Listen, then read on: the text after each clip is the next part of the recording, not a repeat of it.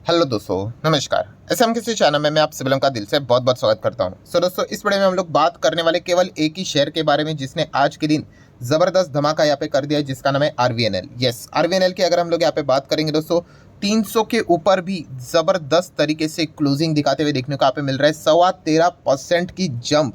ठीक है, मतलब कुछ कुछ कंपनी को 2-2 साल यहाँ पे लगते हैं। ठीक है, एफडीज की अगर हम लोग बात करें 2-2 साल यहाँ पे लग जाते।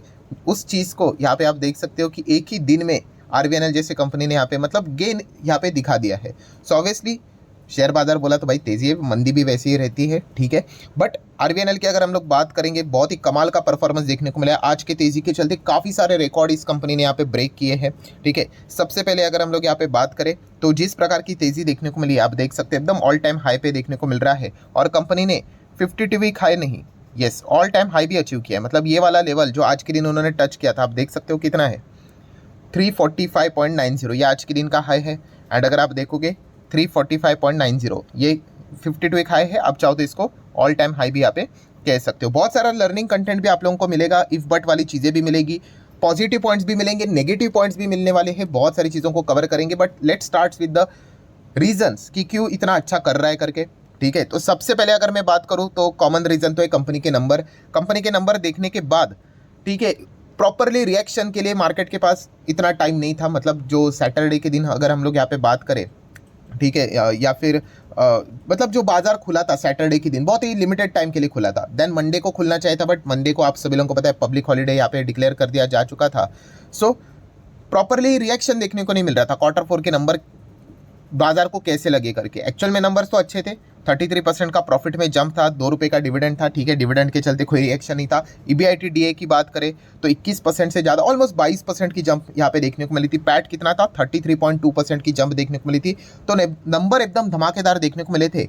एक्चुअल नंबर भी अच्छे थे, प्लस एस्टिमेट को भी बीट किया था। मतलब लॉन्ग टर्म वाले तो खुशी थे, शॉर्ट टर्म वालों कभी कभी नाराज यहाँ पे हो जाते हैं, अरे नहीं नहीं हमें इतना प्रॉफिट नहीं चाहिए था, हम 33 ने हम तो 35 एक्सपेक्ट करते हैं। तो कभी कभी खेल शॉर्ट टर्म में बिगड़ जाता है, बट लॉन्ग टर्म वालों को कोई इससे फर्क नहीं पड़ता है। बट शॉर्ट टर्म वाले भी खुश थे, इसी को तो हम कहते हैं कि एस्टिमेट को भी बीट किया। तो एक प्रॉपर रिएक्शन आना यहाँ पे बाकी था। जैसे मैंने कहा कि सैटरडे के दिन बाजार काफ़ी लिमिटेड टाइम के लिए यहाँ पे ओपन था। एंड जो ओरिजिनली जो ट्रेडर्स भी यहाँ पे थे वो भी ज़्यादा देखने को नहीं मिलते। एंड उससे भी इंपॉर्टेंट चीज़ ये थी कि जो सैटरडे के दिन बाजार यहाँ पे ओपन हुआ था, आप सभी लोगों को पता है सर्किट 5% तक ही था, उसके ऊपर स्टॉक ना तो जाएगा ना तो गिरेगा करके। ठीक है, तो इसीलिए यहाँ पे हम कह सकते थे कि प्रॉपर रिएक्शन आना बाकी था, जो कि आज के दिन हम लोग को देखने को यहाँ पे मिल चुका है। ये वन ऑफ द बहुत ही स्ट्रॉन्ग रीजन है, कंपनी के नंबर काफ़ी शानदार है और बाजार ने भी इसको थम्स अप यहाँ पे दे दिया है। आई होप आप वो एक्सेल शीट मेंटेन कर रहे होंगे, जो कि मैं हमेशा कंपनी के क्वार्टरली नंबर्स आ जाते तभी मैं इस प्रकार की वीडियोज़ बनाता हूँ। कौन सा वाला, हाँ वो 4 कॉलम्स की आपको नंबर क्या आप एक्सपेक्ट करते हो, क्या वैसे नंबर वो आए हैं, यस एक्चुअल में नंबर कैसे आए, एंड क्या बाजार को भी वो नंबर अच्छे लगे हैं, एंड नेक्स्ट दिन भी बाजार ने उसको अच्छा रिएक्शन दिया। अगर वो चारों टिक मार्क लग जाते मतलब समझ लेना कंपनी ने कुछ ज़्यादा ही एक्स्ट्रा ऑर्डिनरी परफॉर्मेंस यहाँ पे दिखाया है। एंड अगर बाजार में कभी भविष्य में फ्यूचर में अगर कुछ भी इफ बट के चलते अगर गिरावट हो जाती है, तो ऐसे एक्सेल शीट आपको क्या करती है, मदद करती है कि भाई ये तो सब कुछ बढ़िया होने के बावजूद भी स्टॉक हम लोगों को यहाँ पे एक्सटर्नल इशू के चलते गिरते हुए देखने को मिला है, तो उसका फ़ायदा उठा सकते हो। आई होप आपने वो प्रिपेयर की होगी। मुझे ये भी पता है कि वो 0.1% ही प्रिपेयर यहाँ पे करते हैं, बाकी लोग तो सुनकर वीडियो को छोड़ ही देते। ठीक है, चलो आगे बढ़ लेते हैं दोस्तों। सेकंड मोस्ट इंपॉर्टेंट रीज़न है, जो कि आप इसमें कह सकते हो सबसे बड़ा वेटेज था आज के दिन का, जो ज़बरदस्त तेज़ी भी हम लोग को देखने को मिला है, जो कि कंपनी को एक बहुत ही बड़ा लार्ज ऑर्डर मिलते हुए देखने को यहाँ पे मिल चुका है। कहाँ से, साउथ ईस्टर्न रेलवे से। ठीक है, तो इस प्रकार के कितने सारे ऑर्डर्स इन कंपनी को मिलते रहते हैं और यही मिलते रहने चाहिए। जिस दिन इन कंपनीज को इस प्रकार के ऑर्डर मिलना बंद हो जाएंगे, स्टॉक धीमे धीमे धीमे नीचे आएगा। क्यों, सिंपल है ना, रेवेन्यू अगर आप मान लो ऐसे ही रफली बोल देते, आप 100 करोड़ कमा रहे हो, ऑर्डर्स के चलते 200 करोड़ कमा रहे हो, आपके ऑर्डर्स ही बंद हो गए, आप 50-40 करोड़ कमाओ मतलब रेवेन्यू करोगे, तो आपका प्रॉफिट क्या ही आएगा। ठीक है, तो लगातार ये ऑर्डर मिलते रहना ये बहुत इंपॉर्टेंट है इनके लिए, ये ऑक्सीजन है। ठीक है, अगर क्वार्टरली, अगर ये क्वार्टर है, ठीक है, अभी आने वाला नेक्स्ट क्वार्टर रहेगा, ठीक है, तो इसके बीच में लगातार मल्टीपल ऑर्डर्स की ये सीरीज चलनी चाहिए। अगर ये ऑर्डर्स की नंबर ऑफ संख्या कम होती है या फिर अमाउंट वाला जो ऑर्डर है वो कम हो जाता है, तो ऑटोमेटिकली समझ में आएगा कि इसका रियलाइजेशन कम हो जाएगा, रेवेन्यू रिकॉग्निशन कम हो जाएगा, तो उन कंपनी के नंबर आने वाले समय में थोड़े से थकेले देखने को मिलेंगे। तो मार्केट इसको पहले ही पकड़ कर क्या कर देता है, फैक्टर इन कर देता है। सो अभी की बात करें तो यस, कंपनी को काफ़ी अच्छा खासा ऑर्डर मिलते हुए देखने को मिल चुका है। अगर हम बात करें यहाँ पे कंपनी के ऑर्डर बुक, तो इस ऑर्डर बुक के चलते कितना हो गया है, 65,000 करोड़ का ऑर्डर बुक हो चुका है भाई। किसका, आरवीएनएल की बात करें तो काफ़ी अच्छा चीज़ देखने को मिली। चलो इस ऑर्डर के बारे में थोड़ा सा डिटेल में जानने की कोशिश करते हैं। सो एलओए यहाँ पे मिल चुका है, लेटर ऑफ एक्सेप्टेंस की अगर हम लोग बात करें। सो खड़गपुर डिवीजन की बात करें तो वहाँ से इनको ऑर्डर मिलते हुए देखने को मिल चुका है। ये बाकी की सारी चीज़ें उन्होंने यहाँ पे बताई है कि क्या क्या यहाँ पे सेटअप यहाँ पे करना है एंड ऑर्डर में क्या क्या इन्वॉल्व है। तो डिज़ाइन है, सप्लाई है, इरेक्शन है, टेस्टिंग है, कमीशनिंग है, ठीक है, या इलेक्ट्रिक ट्रांजेक्शन सिस्टम की अगर हम लोग यहाँ पे बात करें।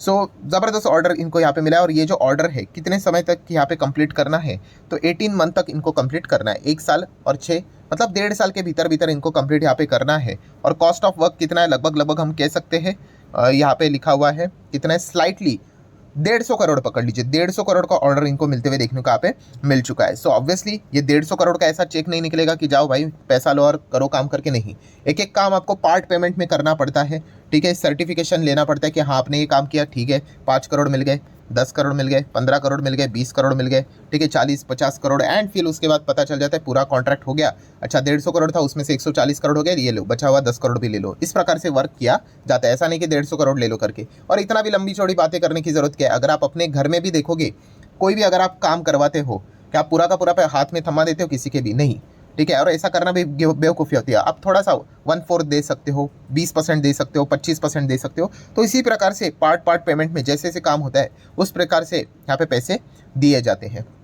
सो ये एक ऑर्डर भी यहाँ पे इनको मिला है, ये भी एक बहुत ही स्ट्रांग रीज़न हम लोग को देखने को यहाँ पे मिल चुका है। सो हम कह सकते हैं 2 रीजंस, एक Q4 के नंबर्स एंड प्लस ये जो ऑर्डर मिला है लगभग 150 करोड़ के आसपास, इस चीज़ के चलते बाजार ने इसको थम्स अप यहाँ पे ज़रूर दिया है। नेक्स्ट अगर हम लोग यहाँ पे बात करेंगे दोस्तों, तो आरवीएनएल ठीक है, आज के दिन ये तो पहले ही हम लोगों ने देख लिया, बट ये आप लोगों को काफ़ी अच्छा लर्निंग लेसन भी देता है और मार्केट आपको बार बार ये लर्निंग लेसन देते रहेगा अच्छे स्टॉक के बारे में। प्लीज़ इस चीज़ को इन्वर्टेड कॉमा में लिख लेना भाई, मैं क्या बोल रहा हूँ, अच्छे स्टॉक के बारे में, इसको खराब स्टॉक के बारे में मत पकड़ लेना। काफ़ी लोगों को ऐसा लगता है कि शेयर बाजार, सर आप बोलते हो ना कि पेशेंस होना चाहिए, चलो मान लिया पेशेंस तो रख ही लेंगे, अभी 10 साल तक होल्ड करेंगे। अरे बाबा ऐसा नहीं है, गलत जगह पे पेशेंस रखे कोई फायदा नहीं, बर्बाद हो जाओगे। अच्छे स्टॉक में, अच्छे बिजनेस वाले स्टॉक्स में पेशेंस होना चाहिए। कितने लोग ऐसे जो पेनी स्टॉक्स में निवेश करते हैं, 4 रुपया, 5 रुपया, 6 रुपया, और कमेंट में भी लिख देते सर इसको तो मैं लाइफ टाइम होल्ड करूंगा। अरे भाई ऐसा नहीं होता है। अब वो बिजनेस को समझिए, वो बिजनेस अच्छा होगा तो ठीक है भाई, समझ में आ जाता है, ठीक है। बिजनेस ही नहीं देखा है तो क्या फ़ायदा, ठीक है। 1000 रुपये का स्टॉक था, अभी 1 रुपये पे आ चुका है करके कोर्ट में मैटर चल रहा है, लाइफ टाइम क्या होल्ड करोगे, वो कंपनी डीलिस्ट हो जाएगी, फिर उसके बाद कुछ मिलेगा भी नहीं। देन अगर हम बात करेंगे दोस्तों आरवीएनएल की, तो आप देख सकते हो पिछले 6 महीने में भी हम लोग को काफ़ी सारी चीज़ें देखने को मिली। ये देखो टॉप यहाँ पे बना लिया, 300 का लेवल यहाँ पे टच किया था इसके पहले, और उसके बाद अच्छा खासा करेक्शन भी मिला था। ये बीच बीच में इस प्रकार के करेक्शन मिलते हैं। सो ये जो आप सवाल पूछते हो ना, इसको मैं मल्टीपल टाइम जवाब दे चुका हूँ। मैं एटलीस्ट ये रूल को मैं तो फॉलो करता हूँ। अभी ये कोई प्रकार का किताब अवेलेबल नहीं है कि यहाँ पे किस प्रकार से रूल्स और रेगुलेशन को फॉलो करना चाहिए। मतलब जो पूछते हैं ना लोग कि सर अगर हमने पहले अगर निवेश किया होगा किसी स्टॉक में तो दोबारा कब निवेश करें, तो दोबारा जैसे मैंने कहा ना कि अगर आपने पहले मान लो ऐसे स्टॉक में निवेश किया है और वो भाग रहा है, तो मैं कभी निवेश यूजुअली नहीं करता हूँ, रैंडमली नहीं करता हूँ। अगेन कह रहा हूँ, कोई फिक्स रूल तो नहीं है, डिपेंड करता है, बट यूजुअली वो स्टॉक आपको कभी ना कभी वापस मौका देगा, 20-30-40% गिरेगा। अगेन कह रहा हूँ, वो गिरेगा इसलिए नहीं खरीदना होता है, वो गिरा क्यों है वो भी देखना होता है।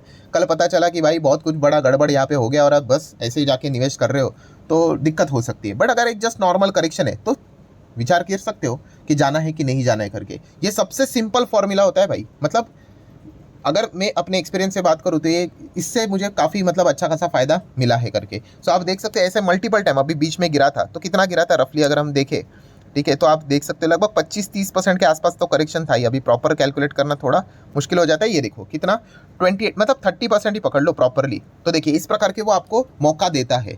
अगेन कह रहा हूँ, वो आपकी चॉइस है। शेयर बाजार में आप किसी के ऊपर निर्भर नहीं रह सकते। अगर आप किसी को पूछने जाओगे क्या करे, अरे भाई किसी का क्या ही जाता है, आपका पैसा डूबा तो किसको क्या फ़र्क पड़ता है, आपको फ़र्क पड़ेगा।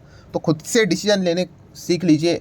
कोई भी शेयर बाजार में आपने सुना है सक्सेस रेशो काफ़ी कम होता है, 10%, 1%, ठीक है। आपको लगता है दूसरों की बात सुनकर कोई उसमें आता होगा, नहीं, आपको खुद से ही वो डिसीजन लेना पड़ेगा, ठीक है। थोड़ी तकलीफ हो सकती है, बहुत सारे मिस्टेक करोगे। ये जो सारी चीज़ें आप जो कहते हो ना कि सर आप ये जो बताते हो काफ़ी अच्छा वर्क करता है, ये रातों रात नहीं हुआ है भाई। बहुत कुछ मिट्टी खाई है, मतलब बोलते हैं ना, इसके पहले बहुत कुछ मात खाई है, तब जाके समझ में आया अच्छा ये नहीं करना होता, ये करना होता। वरना मैं भी पहले भी जो भाग रहा है उसके पीछे भागो, रैंडमली खरीदो। जब वो एक एक चीज़ समझ में आई तब एक एक्सपीरियंस से एक एक पॉइंट सीखने को मिल जाता है। और बिलीव मी, आपका खुद का किया हुआ मिस्टेक ये सबसे बेस्ट एक्सपीरियंस है। बिलीव मी, आपको वो इतना आगे लेके जाएगा कि मज़ा आ जाता है। सो देखिए इस प्रकार से आप लोगों को अलग अलग मौके देते हैं, ठीक है। और उसके बाद अभी आप देख सकते हैं वापस टॉप पे आ चुका है। सो ऐसा नहीं, अगर आपको लगता था कि यहाँ पे अभी गिरा हुआ है बट इलेक्शन चल रहा है, आपने अवॉइड किया होगा, कोई दिक्कत की बात नहीं, चल जाता है भाई, आपका खुद का डिसीजन था ना, आप सेफ खेलना चाहते हो, इलेक्शन के बाद जाना चाहते हो, चल जाता है, ठीक है। बट ये ब्लेम गेम खेल के कोई फायदा नहीं, अरे उसने बोला, इसने कहा इसलिए मैंने नहीं किया, वरना मैं तो खरीदने वाला था, अरे कौन सुनने बैठा है भाई, किसी को कोई फर्क नहीं पड़ता है, बिलीव मी। तो ये एक बहुत अच्छा खासा लेसन हम लोग को सीखने को और देखने को यहाँ पे मिल जाता है। इसने काफ़ी मतलब आरवीएनएल या फिर हम कह सकते हैं बाकी रेलवे डिफेंस स्टॉक्स, ये इस प्रकार के स्टॉक्स है दोस्तों जिन्होंने प्योर पेशेंस की वैल्यू क्या होती है वो यहाँ पे बताई है, ठीक है। कितने सारे लोगों ने इनको 2-2 ढाई साल तक बिना रिटर्न्स के होल्ड किया है दोस्तों, ये देखो बिना रिटर्न्स के। तो यहाँ पे होल्ड करने वाले कोई पता है, जो बिजनेस को समझते हैं, और बिजनेस को समझने वाले ही शेयर बाजार में आगे बढ़ेंगे, वो टिकेंगे। बाकी तो तेजी देखकर तो भाई दुनिया आ ही जाती है, ठीक है। कभी ना कभी करेक्शंस भी हो ही जाएगी, तो वो चले भी जाएंगे, फिर 1-2 साल नहीं चलेंगे तो क्या बोलेंगे, अरे स्टॉक्स ने मुझे बर्बाद कर दिया। तो वो स्टॉक भी कुछ बर्बाद नहीं करता भाई, रोज पैसे बांटने के लिए यहाँ पे वो नहीं बैठे हैं, ठीक है। तो ये पॉइंट पता होना चाहिए, लर्निंग लेसन भी हमें मिलता है। बाकी सारी चीज़ें तो मैं काफ़ी बार कवर यहाँ पे कर चुका हूँ। देन 70,000 करोड़ का मार्केट कैप देखने को मिल रहा है, काफ़ी अच्छा परफॉर्मेंस लगातार चल ही रहा है। एंड शेयर होल्डिंग पैटर्न भी देखेंगे तो प्रमोटर 72%, एफएस डीएस भी है, पब्लिक भी है, ठीक है। अच्छी बात है कि मैंडेटरी ओएफएस तो आ नहीं सकता, वैसे तो सरकार को कोई रोक नहीं सकता, वो चाहे तो कभी भी ला सकता है। अभी जाते जाते अगर हम लोग बात करेंगे तो ऐसी भी बात नहीं भाई हर चीज़ अच्छी होती है या फिर बुरी होती है, बट लेट्स टॉक अबाउट कि थोड़ा बहुत रिस्क क्या है इसमें। तो रिस्क जैसे मैंने बताया, अभी कौन सा फेज चल रहा है, यस इलेक्शन का फेज चल रहा है। सो इलेक्शन जो 4 जून की जो रिजल्ट है वो सिर्फ इस कंपनी के लिए नहीं, जितने भी सरकारी टाइप के कंपनीज है उनके लिए काफ़ी इंपॉर्टेंट है। एकदम कॉमन सेंस वाली बात है भाई, इमोशनल नहीं होना है। क्या मेजोरिटी के में सरकार बनेगी या नहीं बनेगी, इससे रिलेटेड ये कंपनीज को काफ़ी फर्क पड़ेगा, काफ़ी, ठीक है। तो ये पॉइंट आपको पता होना चाहिए। अगर आप कहते हो कि सर ये तो मतलब देखा गया इस वक्त के इलेक्शन के रिजल्ट में मतलब थोड़ा लग रहा है कंपटीशन लग रहा है, अभी 2019 के जो रिजल्ट थे ना भाई सबको पता थे, कोई मतलब था ही नहीं, वन साइडेड मैच था, हर किसी को पता था, ठीक है। इस वक्त की बात करें, थोड़ा मज़ेदार पैटर्न चल रहा है। क्यों चल रहा है, क्योंकि 2 टर्म्स ऑलरेडी हो चुके हैं रूलिंग पार्टी के, प्लस इस वक्त का जो कंपटीशन जो है उनके अपोजिशन से वो थोड़ा सा एक साथ आके यहाँ पे लड़ रहे हैं, तो एक अच्छा कंपटीशन देखने को यहाँ पे मिल रहा है। तो इस चीज़ के चलते एक अनसर्टेनिटी डेफिनेटली थोड़ी बहुत क्रिएट हुई है। तो ये भी पॉइंट हम लोगों ने कंसिडर करने होते हैं। ऐसी कोई बात नहीं भाई कि लाइफ टाइम मौका छूट गया करके, ये चीज़ें भी आपको पता होनी चाहिए। एंड बेनिफिट्स क्या है, तो बेनिफिट ये है दोस्तों कि यस हमारा देश में अगर देखा गया तो रेलवे का काफ़ी सारा काम होना बाकी है, बहुत काम यहाँ पे होना बाकी है, पॉइंट नंबर 1।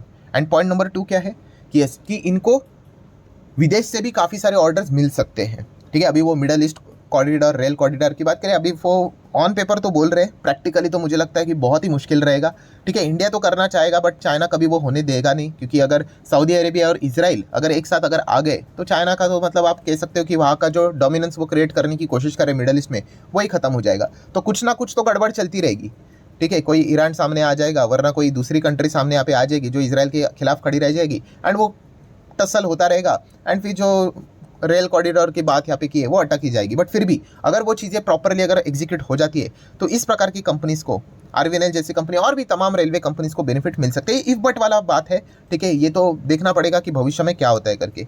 सो आशा करता हूं दोस्तों सारी जो चीज़ें इंपॉर्टेंट थी वो सारी यहाँ पे मैंने कवर कर ली है, ठीक है। सो वीडियो हेल्पफुल लगा होगा तो चाहो तो आप इसको लाइक एंड शेयर कर सकते हो। मिलते हैं नेक्स्ट वीडियो में, तब तक के लिए बाय बाय।